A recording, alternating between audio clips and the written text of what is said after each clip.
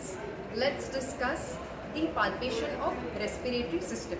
So in palpation, first we check for the movements of the respiration, whether they are equal on both the sides. This is anterior part of the chest and this is the posterior part of the chest. So this full is the posterior part of the chest. In anterior chest, we have upper part and lower part. In posterior chest, we have upper part and lower part. So the way we check for anterior chest movement is, keep your hand in the infraclavicular area. Ask the patient to take deep breath. आता लांब लांब श्वास घ्या, soda, श्वास घ्या, soda. Here we are checking for the movements of the thumb, whether they are equal on either side. So in this case it was equal. Then for checking the lower anterior chest, take one skin fold and ask the patient to take deep breath. काका लांब श्वास घ्या, soda, लांब श्वास घ्या, soda. So my movement of thumb is equal on the either side. So the lower anterior chest wall is normal, chest movement is normal. Then we check for upper posterior chest movement. Keep hand in supraclavicular fossa and then ask the patient to take deep breath. काका लांब श्वास घ्या, soda, लांब श्वास घ्या, soda. So here we are looking for the movement of the knuckles. If the movement of the knuckles is equal on the either side. Okay. Then we check for lower posterior chest. Take a skin fold, ask the patient to take deep breath. लांब श्वास घ्या काका, soda, लांब श्वास घ्या, soda. So we are checking if the thumb is moving equally on the either side. This is how we check for movements with respiration, whether the chest raise is equal on both the sides. There are conditions where there is unilateral decrease in chest rise. That could be in case of pneumothorax, pleural effusion, collapse of the lung or fibrosis. There are also conditions where bilaterally the chest movements are decreased. Could be in COPD and asthma. Apart from that, we check for the position of the trachea and then we look for the apical impulse. Now the way we look for the position of trachea, we use three fingers. This is index finger, this is middle finger and this is ring finger. So by your right hand, keep your index finger and ring finger over the clavicle, medial end of the clavicle, and by middle finger you palpate for the trachea. From up you come down, palpate for the trachea and then insinuate your finger between the sternal end of sternocleidomastoid and trachea on the either side. If you are unable to insinuate your finger, it means trachea is shifted to that side. Example, unable to insinuate finger over the right side, it means trachea shifted to right. If unable to do it on the left side, it means trachea is shifted to the left side. This is how we check for position of trachea. And then we check for the apical impulse. Apical impulse normal position, it's in 5th intercostal space medial to mid-clavicular line. So you keep your hand in the apical area, feel for maximum pulsation. Okay, here are the maximum pulsation. This is sternal notch. So this is 2nd intercostal space, 3rd intercostal space, 4th intercostal space. Similarly, here will be 2nd, 3rd, 4th. So this will be 5th intercostal space. So normal position of apical impulse is medial to mid-clavicular line. This is the clavicle.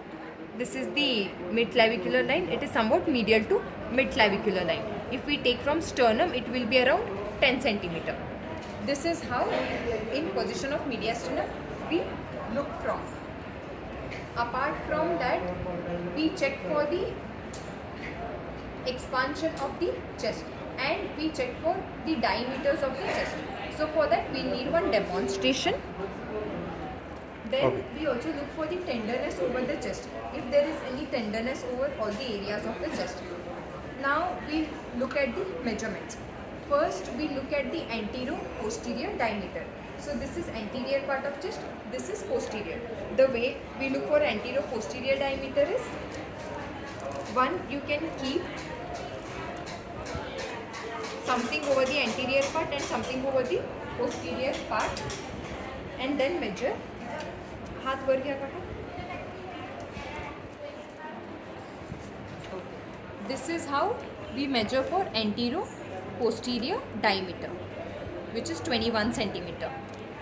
Then we measure the transverse diameter. For transverse diameter, या side लो.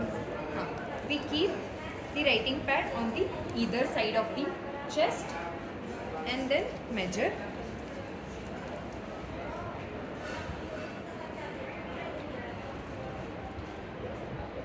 So transverse diameter, एक minute. So the transverse diameter over here is 25 centimeter. The anterior diameter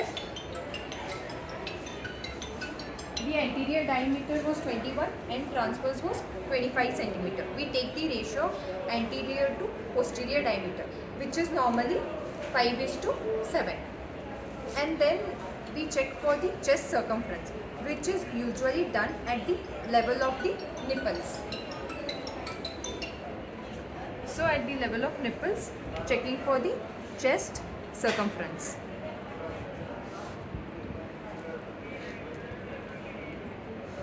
Here it is 77 centimeter. Ask the patient to take deep inspiration. Kaka, श्वास लांब आत घ्या. Came out to be 79.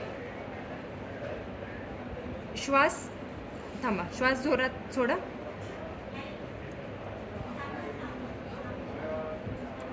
हां, soda.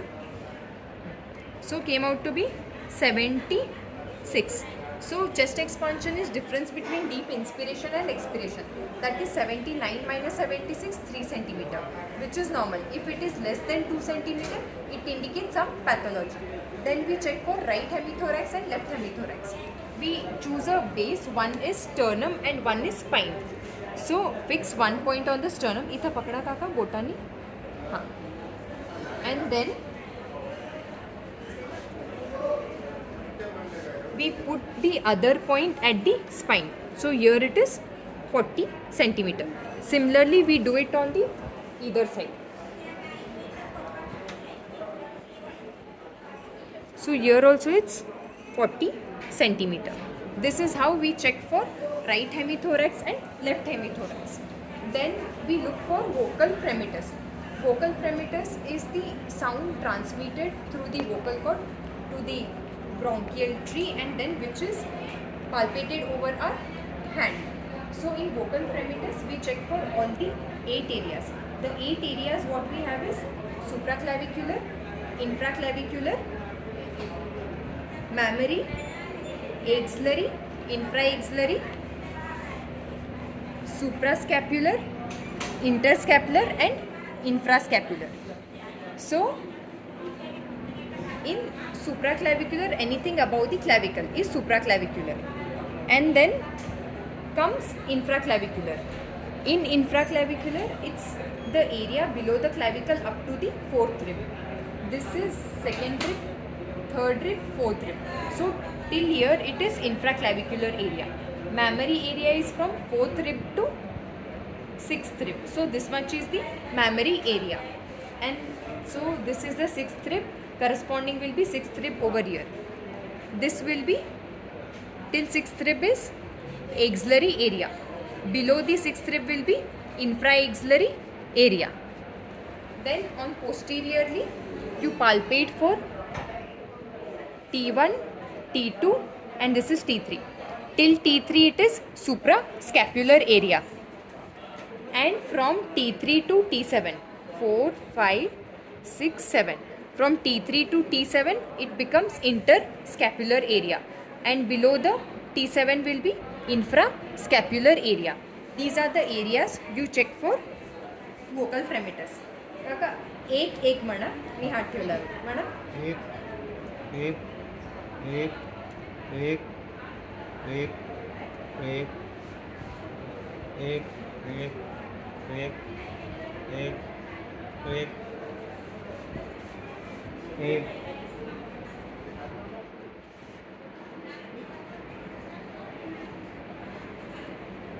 म्हणा.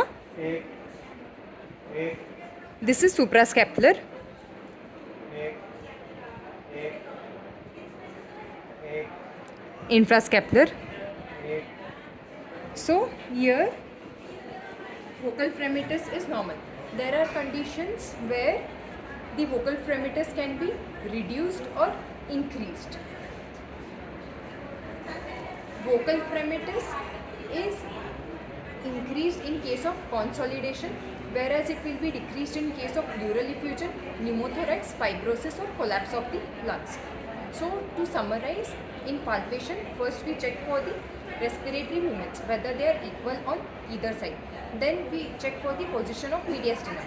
By checking the position of trachea, we also look for apical impulse. Then we look for the diameters, anterior-posterior diameter, transverse diameter, their ratio, circumference of the chest, looking for the expansion of the chest, right hemithorax, left hemithorax. Apart from that, we look for vocal fremitus. This is how we do palpation. Thank you.